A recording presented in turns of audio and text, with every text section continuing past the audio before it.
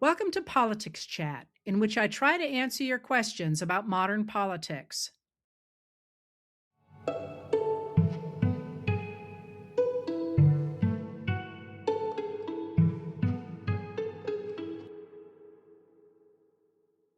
So, have we lived through a year this week or what?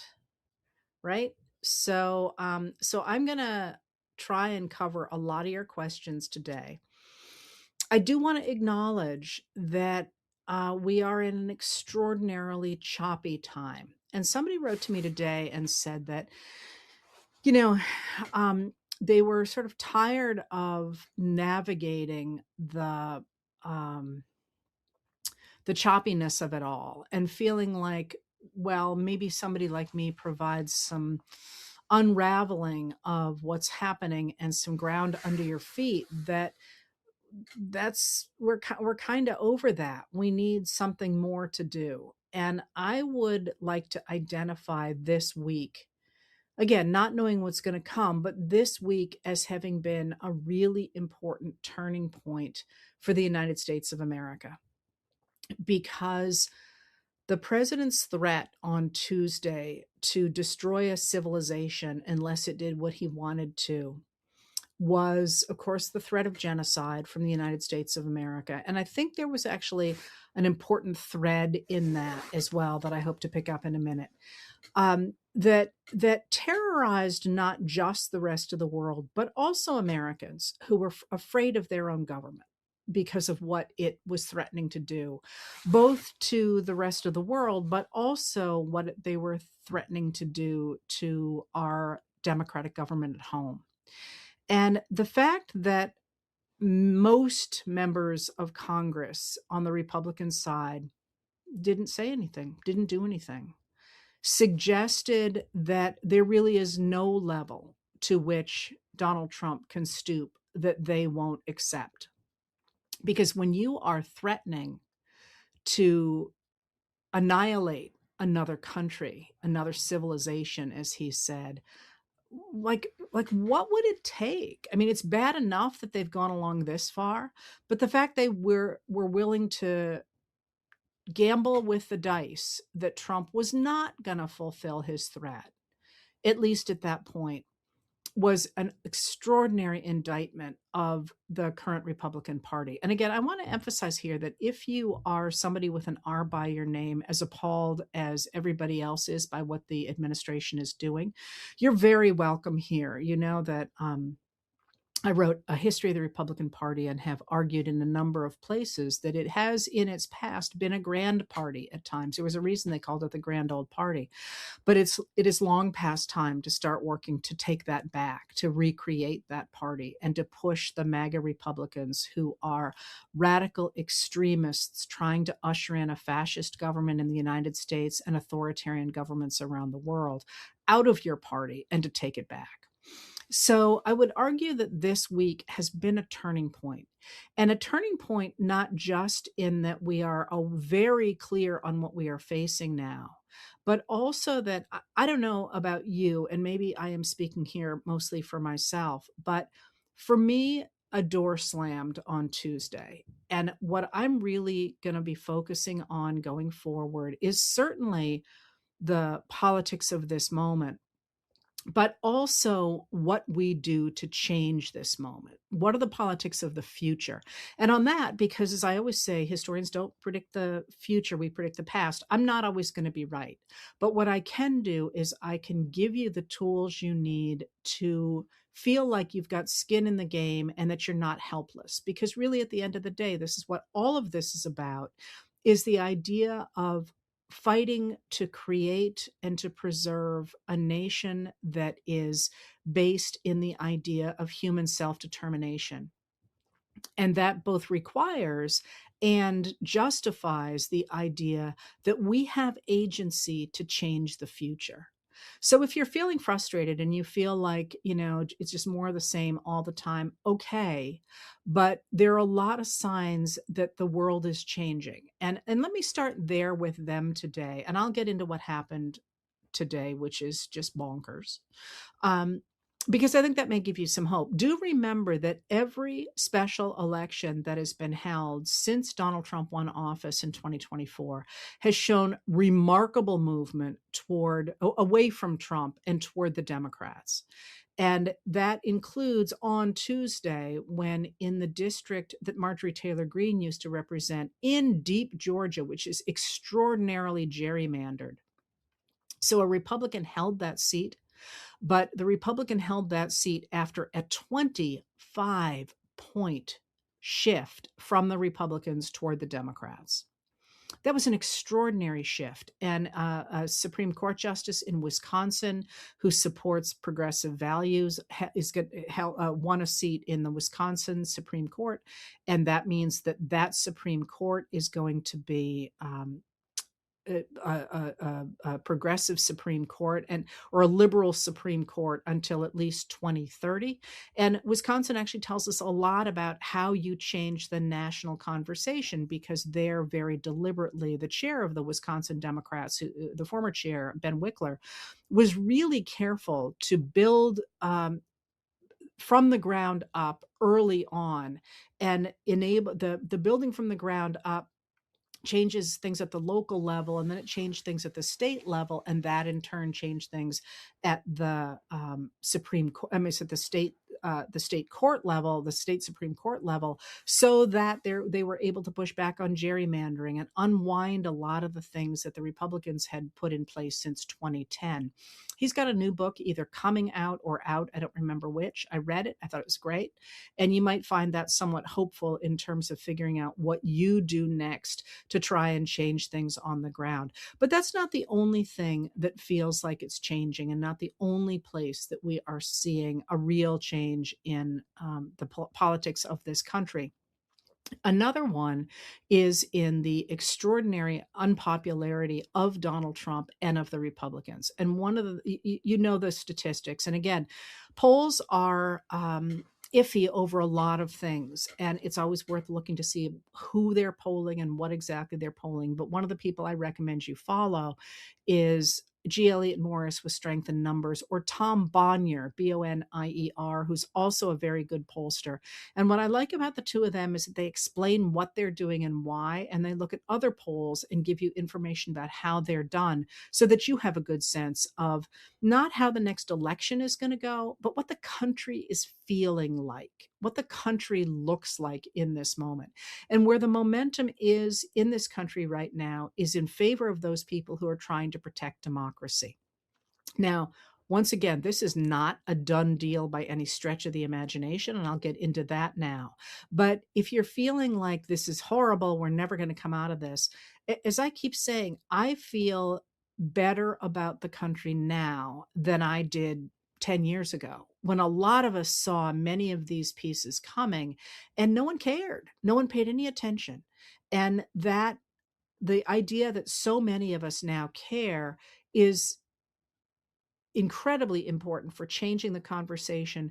But you can also see it playing out in things, and this will continue going forward, with the number of Republican members of Congress who are not running for reelection.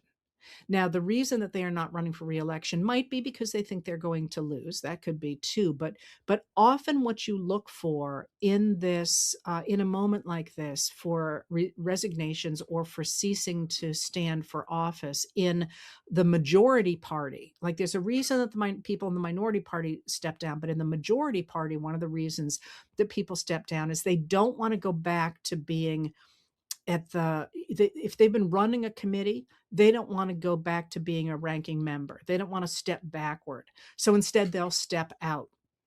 And this is kind of a little bit of a rabbit hole, but one of the reasons I'm really interested in committees like the Committee on the Judiciary or the Appropriations Committees is because those committees, if you're on those committees, you tend to stay on those committees and be willing to drop back to ranking member, both because you have real power as ranking member. The ranking member, remember, is the top member of the opposing party in a committee, but also because it's such a powerful committee, you're willing to be out of power or out of the chair seat for a while, because if your party comes back in, you'll get elected back to the top of it again. And those are really prime seats.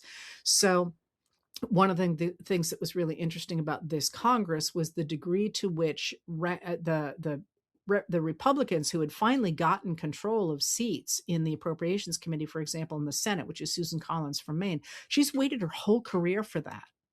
And to watch Trump take that away, basically take it away from her and take all the power to himself, and to have her sort of go, oh, he's not supposed to do that, is a real sign of just how willing the Republicans have become to let Trump do anything he wants. So watch the resignations, but we now have more resignations, I believe, from the Republicans as the majority party in the House of Representatives. I believe we've got the most, not resignations. I'm sorry, I shouldn't use that word. Most, we're not going to run for reelection, that we've ever had in American history. That many of them are like, oopsie poopsie, we are getting out of here.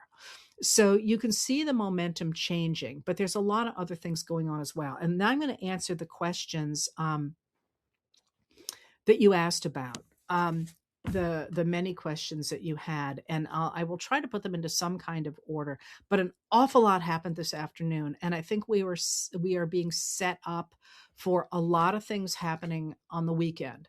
So remember that Friday night is the infamous Friday night news dump, because after like 5 o'clock, 6 o'clock Friday night, the news broadcast news tends kind of to be on a weekend schedule, so it's much harder for breaking news to get out to the American public. So the Trump administration often drops stuff after 5 o'clock on Friday, and of course he's been messing with the stock market, so he does a lot over the weekend that way.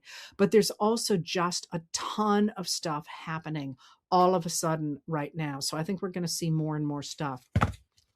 I want to start with where should we start? I guess we should start with Iran and what's happening in Iran. Now, that's another example of a place where the administration under Trump decided to execute what Trump thought would be sort of a decapitation strike in Iran that looked much like the strike in Venezuela in January, in which there'd be a quick round of bombing, that they would kill the existing Ayatollah, hope that he would be replaced with somebody more moderate, and then get out.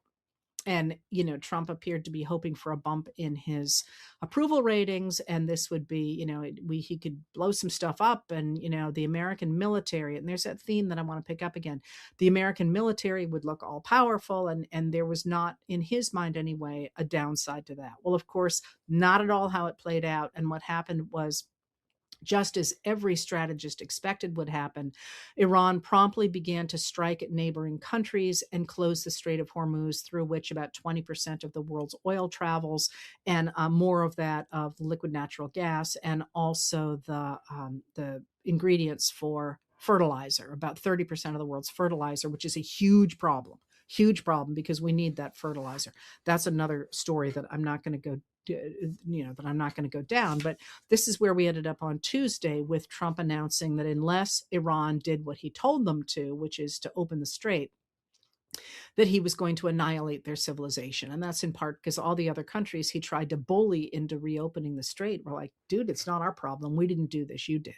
So on Tuesday, he said he was either going to there be a great solution, or he was going to destroy a civilization. And we know that about 6:30 that evening, Trump put on social media that, oh, look, we have a ceasefire, a 2-week ceasefire, and they're going to reopen the strait, and they have this great 10-point plan, and all the bombing's going to stop, and everything's just going to be fine. Isn't this great? And then since then, he has posted a number of times really contradictory stuff. So he posted that first social media post at about 6:32, if I recall correctly, which I might not, by the way, but 6:32 is in my mind. And what was interesting about that was that it really seemed very clear that he had manufactured a scenario in which he could simply declare victory and quit, because Iran was not going to budge over the Strait of Hormuz because it gave them leverage. And Trump was in way over his ears on this one. And so he just declared victory. But what was interesting about that was, part of that agreement, as it was presented, both by the leader of Pakistan, the negotiations leader of Pakistan, but also at the time of American officials, was that Israel would stop bombing the Hezbollah in Lebanon as well, because Israel during all this has been just flattening southern Lebanon. And what has happened since then is Israel said, no, we're not covered by this. We're not going to stop. So Israel has continued to bomb Lebanon. And Iran has said, well, if Israel's not covered, we're not going to open the Strait of Hormuz. So it closed the Strait of Hormuz again. And yesterday, Trump said, somebody asked about the opening of the Strait of Hormuz, because that 10-point plan that Trump said was, fine with him, had one point after another. It was the maximalist demands from Iran, and it included the fact that they would have control over the Strait of Hormuz, and that would, this wasn't in the plan, this was part of the understanding of the plan, that they would be able to charge tolls going through the Strait of Hormuz at $2 million a pop. And there's all kind of discussion of whether that meant that they would keep it or they would split it with Oman, or, what was going to happen. Well, yesterday, Trump said, oh, yeah, we're going to be part of that. We're going to take a cut of that. We're going to be partners with them, which is what he's been saying. He said on Wednesday, we're going to have this great golden age of Iran, and we're going to be hanging out. He actually wrote that the U.S. is going to be hanging out to be part of rebuilding Iran. The 10-point plan also calls for all the sanctions that have been on Iran to be lifted. And again, they were going to be making all this money off the Strait of Hormuz. Well, today, this afternoon, Trump said, I've heard reports that they're charging fees to get through the Strait of Hormuz. They can't do that. They got to stop this. So what you're seeing here is extraordinary weakness, first of all, on Trump's part. He started a war that has put Iran in the driver's seat and dramatically weakened the United States. At the same time, he does not appear to have any idea of what was in the plan or what his positions are on it, because he simply wanted to get out of the war in whatever terms he could. And he sort of, again, was waiting for somebody else to clean up his mess. And Netanyahu was like, I'm not going to do this. I'm still here. I'm not going anywhere. And I'm still going to continue to bomb Lebanon, where there are more than 1 million refugees, by the way. Now, that's interesting. And I do not have time today to go into the relationship between the United States and Israel. But thinking of Netanyahu as a political issue in Israel and around the world right now, remember that he's on trial for corruption. And that trial for corruption has been halted because of the war in Iran.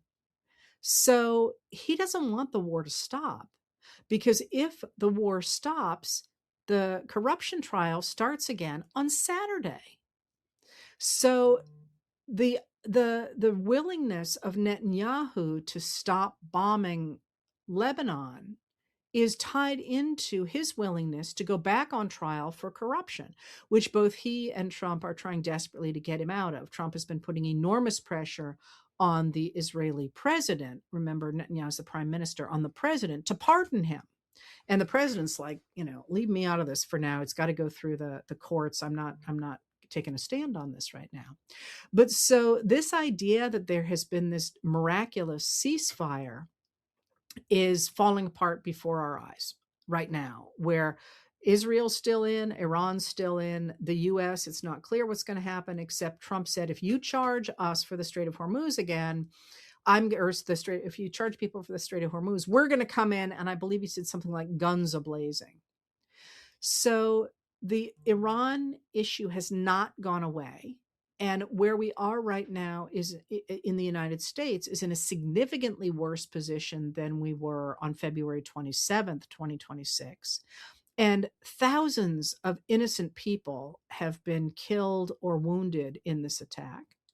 13 American servicemen have been killed. And today, a number of the servicemen who were with those killed in Kuwait, said that Defense Secretary Pete Hegseth's suggestion that a squirter had gotten through the defenses over their position was untrue, that in fact they were undefended, is what they told CBS News. So more stories like that are going to come out. And there is I suspect more that we don't know about that rescue operation. And I'm as operating as blindly as anybody else is. But there are a number of pieces of that explanation that don't really seem to add up. So I think we're going to be hearing more and more coming out of the operation of that war that doesn't reflect well on the administration. And again, we still have not actually seen the price spikes from this more expensive oil coming out, in the world markets, because what people trade in when they trade is in oil futures, and those futures are now becoming the present. They're not here yet. It's going to be within the next week or so. And that, of course, is going to contribute to higher prices around the world, shortages around the world, but also certainly at home. All right, so that's the place to start, but we're not done. So let me see where else. What does this look like? Trump has fallen apart. I mean, please don't forget that. No matter what else happens and what threats he makes, the threats are because he's falling apart. So one of the things that he did today was he went on a long screed on social media attacking his former allies in the MAGA movement, who have turned against him over the Iran war and who are shaky on the grounds of Epstein.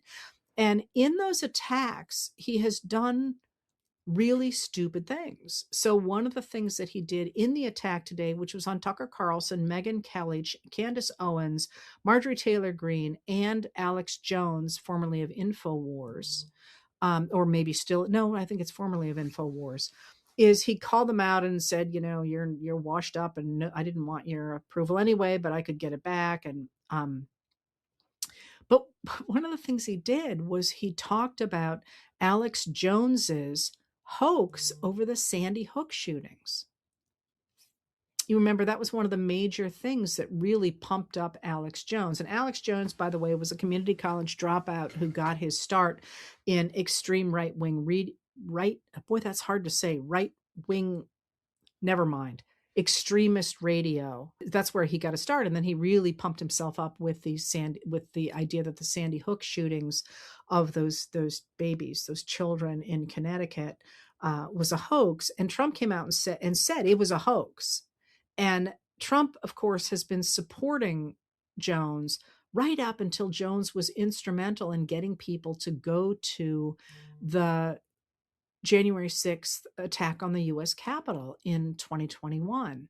So the fact that he is now saying, I knew it was a hoax all along, is, again, not something that is going to help glue that MAGA relationship back together, either with Alex Jones or his many followers as well, where Trump is saying it was always stupid. It was always a hoax, the hoax of the Sandy Hook thing. So he's lashing out in these ways that are self-destructive from a political standpoint, but that also are, there's no filter on them. So he's saying things that are actually not good for the survival of his movement. And he's also contradicting himself. We're going to take some of the pay from the Hormuz Strait. Oh, no, we're not. If you do that, we're going to come and hit you. Wait, they're not supposed to be doing that. I mean, he doesn't seem to know what he has said 1 minute to the next. So that's still going on. But then one of the things that I would urge you to look at, let me actually go in a different direction and then come back. And that's that you asked about the story that the representatives from the Trump administration threatened the Vatican, threatened the Pope in January, after the Pope, who, if you recall, is from Chicago, came, first U.S. Pope, came from Pope from the U.S., after he criticized the Trump administration. And the quote that I pulled to tell you about today was,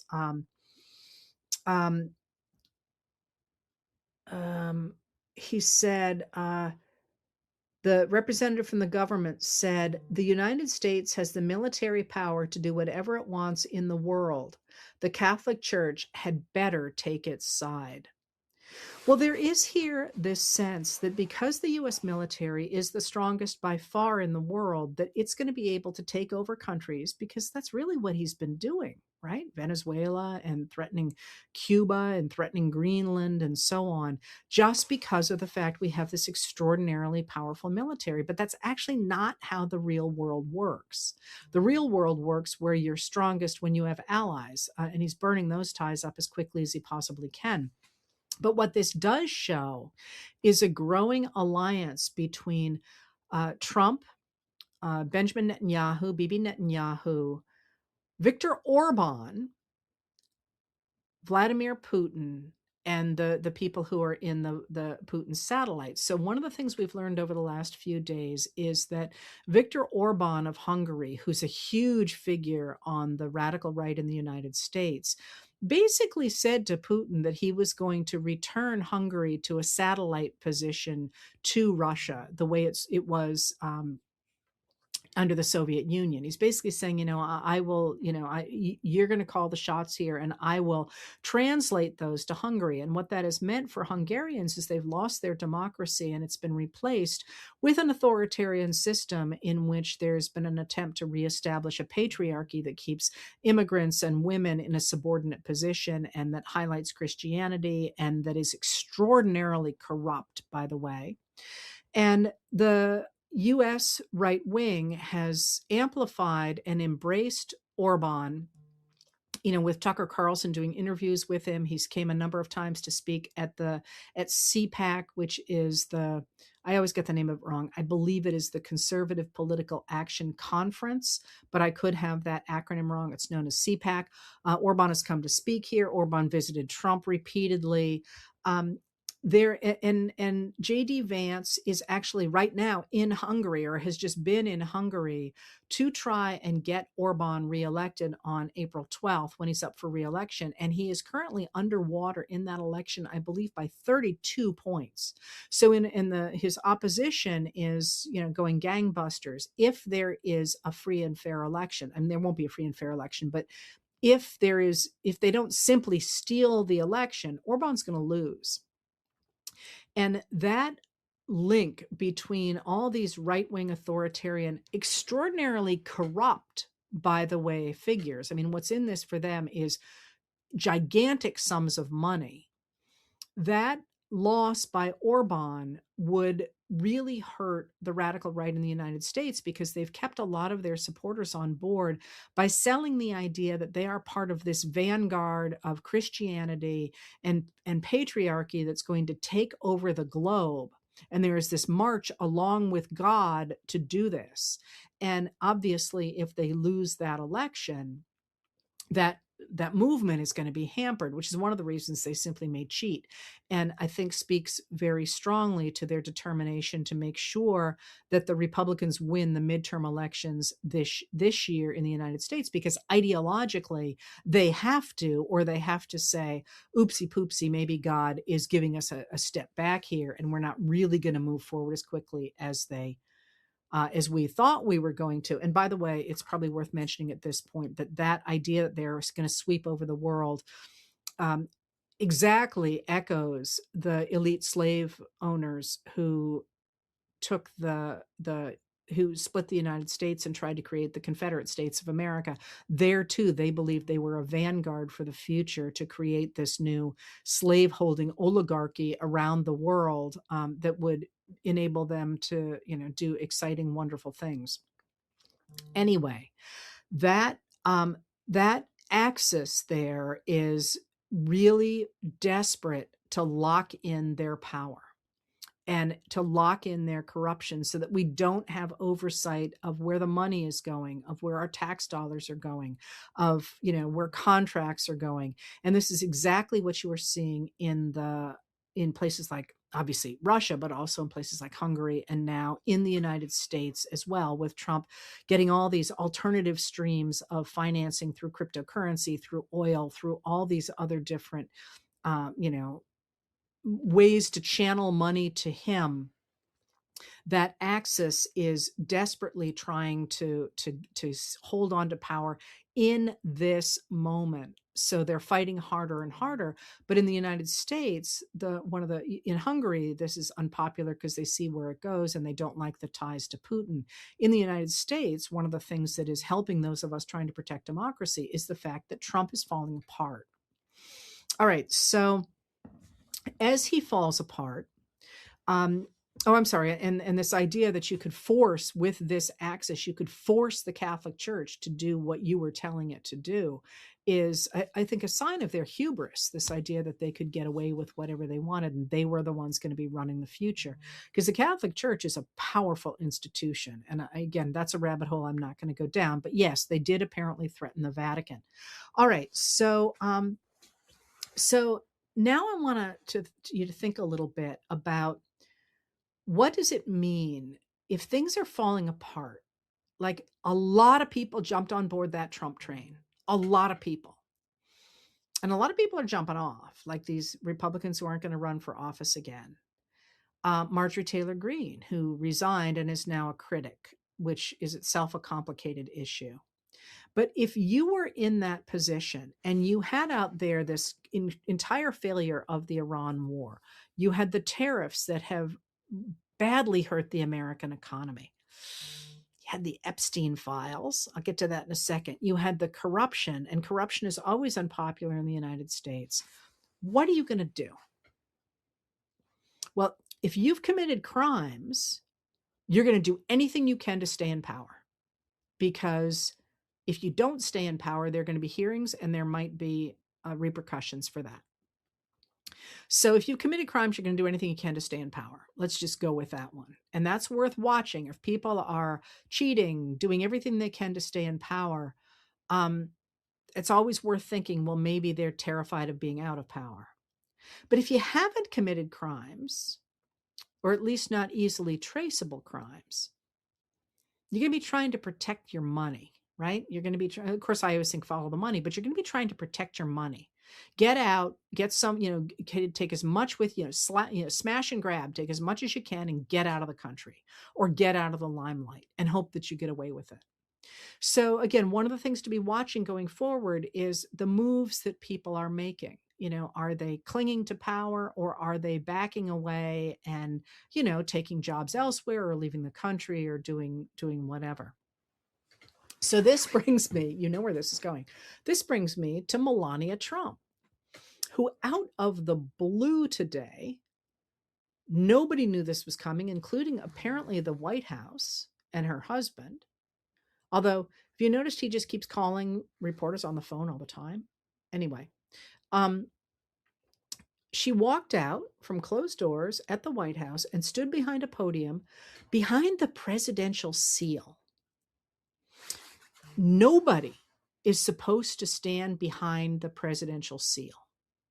It just isn't done. You're not supposed to do that. And you may remember, after Trump was out of office after 2021, he had sort of a fake presidential seal made for himself that was slightly different. It actually had some of the symbols of fascism on it. But this Melania Trump stood behind the presidential seal, which is such a real slap in the face to our traditions. I'm sorry, I care about that stuff. Maybe I care too much about it, but those guardrails matter, Anyway, I'll stop.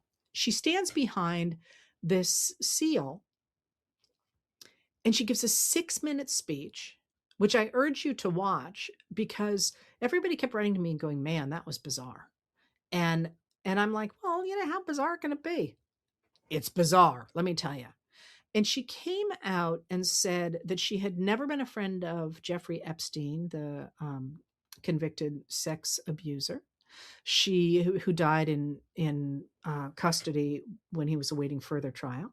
That there were all these lies circulating about her, and that anything you saw, pictures or whatever, you should assume are fake, and that she would like Congress to hold hearings for the victims and look into this, because there were more people involved than just Jeffrey Epstein, and that she was not a friend of Ghislaine Maxwell. And the email that Trump Mrs. Trump wrote to Maxwell, signed "Love, Melania," was just normal, casual correspondence. Well, I don't know about that. Anyway, and and Ghislaine Maxwell answered her, calling her Sweet Pea, which seems kind of like a term of endearment, right? Anyway, something certainly seems to be up. We seem to be in the moment of, we're going to save, I'm going to save myself however it takes, whatever it takes for me to do. And you got to remember that there does not appear to be any loyalty among anybody in that White House, except Melania Trump seems extraordinarily loyal to her son. But that's all I got. So now we've got that on the table as well. Now, so what does this mean going forward? And I don't mean for the rest of our lives. I mean for the next 3 days.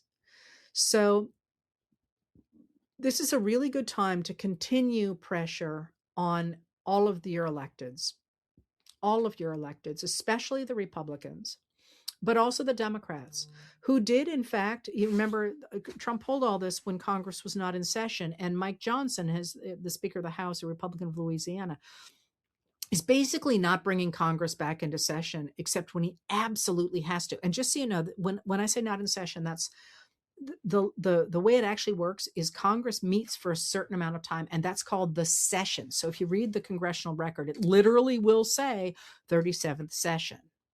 And so long as that is happening, it is in session. But they go on break. They take a lot of time off, and they take way more than they used to, both because they have to raise money, but also because we have modern transportation, so they can hop on a plane and go home to California, which you couldn't do until after World War II. So, for example, in the 19th century, one of the things that really is a huge issue for American history is that the 38th Congress, it was, I believe, adjourned. That is, they stopped the session and everybody went home on the day of Lincoln's second inaugural, which was March 4th of 1865. And that meant that they literally took their bags and they carpet bags, by the way, often. The reason that we have carpet bags and the reason that people from the North who went to the South were called carpet baggers is because once you had frequent train travel, and fairly easy train travel, you no longer traveled with trunks, which were big and heavy. Although some people still did. There's at least one very famous trunk murder in the 1870s. But you needed somehow to carry your bags, and fabric, heavy fabric. It tore pretty easily. So one of the things that the early luggage makers used was carpets. So you had a bag made of carpet. It was a carpet bag. Anyway, that's a bit of a rabbit hole. And if anybody's interested, and maybe nobody is, sorry, it is possible. Last I checked, there was a craftsperson, I believe out of Virginia, who was still making original carpet bags, which is kind of cool. Not that you want to do that, but anyway, that was your rabbit hole for the day. Anyway, back when they turn around, went home in 1965, when Lincoln is then assassinated, March, about a month later, no one's in session. So they all rush back to Washington, but rushing back, if you've got to do it by ship and by train and all that, takes them a while to get there. Anyway, Congress, therefore, today is still in session, but they've been on break, and they're not due to come back until April 13th. So because they are still in session, that means that each day somebody gavels in the House and then gavels it out, just to say, hey, we're still here, but they're really not here. When that happened today, the Democrats were there and ready to try and force a vote on the war in Iran. And the Republican who was in it, anybody can have the gavel, not literally anybody, you and I can't, but whoever has been designated to gavel the House in, the gavel the House out, It can be any member of Congress. So a Republican in this case. So the person gavelled them in and then gavelled them out instantly without recognizing the Democrats. But all that to say that the Democrats have shown up to try and stop this war. They have gone back to Washington, both in the House and in the Senate, and they are trying to stop what's going on, and they're trying to get Trump out of office because he is nuts. So what does this mean going forward? Keeping pressure on your electeds, keeping pressure on your state governments not to mess around with the vote for the fall. It means talking to your neighbors. It means posting on social media your dissatisfaction with what's going on. It means writing to your local newspapers. It means making noise, but because what is happening is unacceptable. But more than that, as I say, it's time to be moving forward. And more than that is, although that's crucially important, is to do something that I don't think we talk about enough. And that's that everybody keeps writing to me and saying, what laws do we need to change this? How do we make this stop? And all these sorts of things. We don't really need to change any laws to start.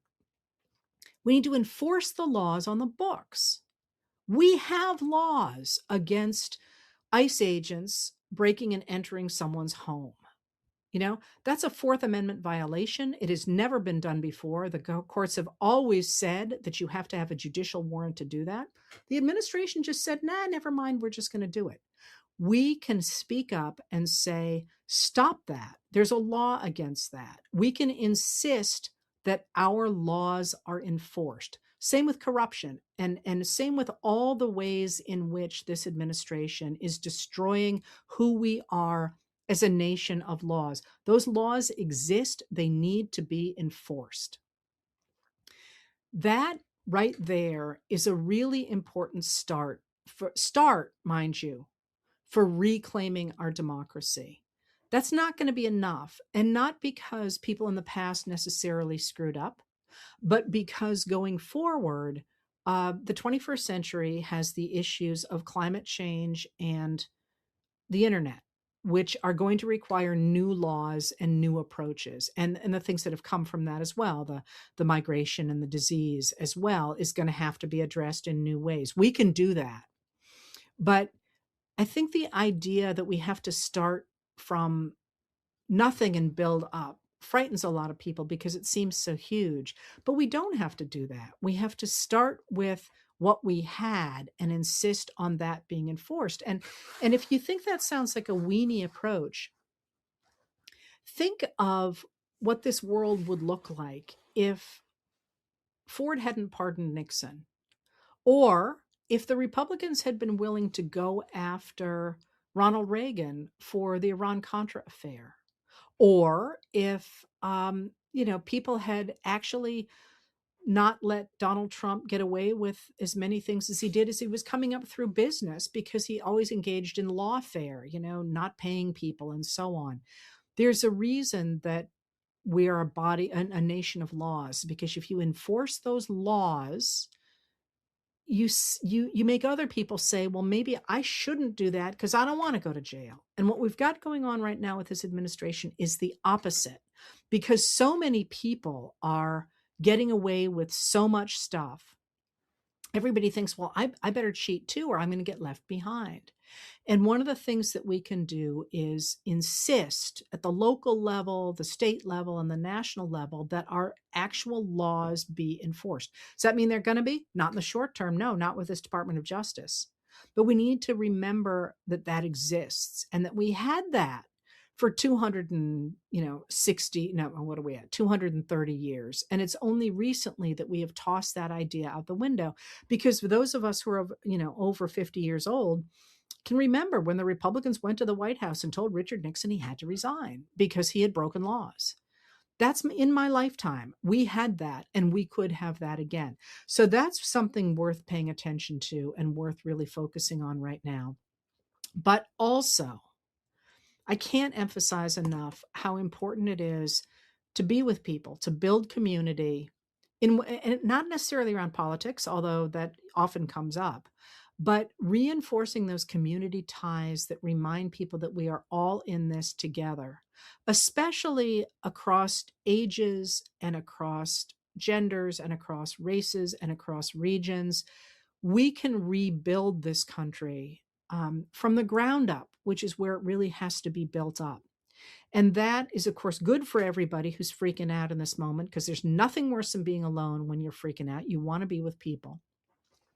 But a crucial part of that, when somebody asked me, it made me think about this, is I've been away, and somebody asked me what people did in the late 19th century as they were losing their democracy to the robber barons, and especially in the North, and then to the white supremacists in the South. Like, how did they cope with that? And the answer was art and music. The music that brings people together, and the art that changed so much of the way we think about American art. So, and again, I'll do one more little rabbit hole. Think about the explosion of jazz in the late 19th century, a truly American music, and ragtime. That it's a mixture of jazz and some of the other stuff that was happening in the West at that time. Two brand new kinds of music coming out of the American South. And of course, the movement of blues out of the late 19th century, into the early 20th century, up the Mississippi River to Chicago, which is how Chicago becomes such a crucial blues city. And not just that, in that period, there is extraordinary art. So the real heartbeat of American sculpture, but also of new kinds of paintings, so that we have really important art exhibits in the late 19th and early 20th century that change the entire landscape of the way American art works. And we get new architecture. Frank Lloyd Wright is actually operating as early as 1893. He makes the gates for the 1893 Columbian Exposition. He's a very, very young man at the time. But you had in the Columbian Exhibition of Chicago of 1893, you had, just all sorts of things that were not political themselves, although the thing was absolutely imbued with political meaning, but that it showed people creativity and art and new kinds of thoughts and new kinds of music and new kinds of ways of being. And you will notice I didn't say literature there, because one of the biggest changes in the United States in terms of art and understanding in that period is new literature. It's a new kind of literature, because the Civil War means we're going to have new kinds of literature, and it takes a while for people to get their feet under them. But with the publication of U.S. Grant's memoirs, which is a really realistic version of what happened during the Civil War, you get the rise first of realism and naturalism in American literature, but sort of a really careful observation of humanity in that literature. And once you had started to observe Americans really closely through people like Theodore Dreiser, then you could start to examine the holes in that life, and then begin to invert it. So by the time you get to somebody like Gertrude Stein in the 1920s, you get her playing with language, and you get both the sort of beautiful writing of somebody like Willa Cather, or later on uh, uh, Ernest Hemingway. At the same time, you get the very stripped down writing, you get the much more florid writing of somebody like Faulkner. So from that moment of extraordinary political constriction and fear, people took their energies into rebuilding humanity. And we're in a moment like that. So if you can't deal with the politics but you feel like you need to be engaged, pick up your flute, or start writing, or pick up a pencil and start drawing, and be engaged in creating communities that way as well. All right. So interestingly enough, somebody just talked about how many trolls there are today. That's because they're under such pressure and they can see things falling apart. They're probably not organic. They're probably a paid group from somewhere, and we'll go ahead and we'll remove them. But learn not to see it, because it's almost certainly not real. And you're going to see more and more and more of that as the election comes closer.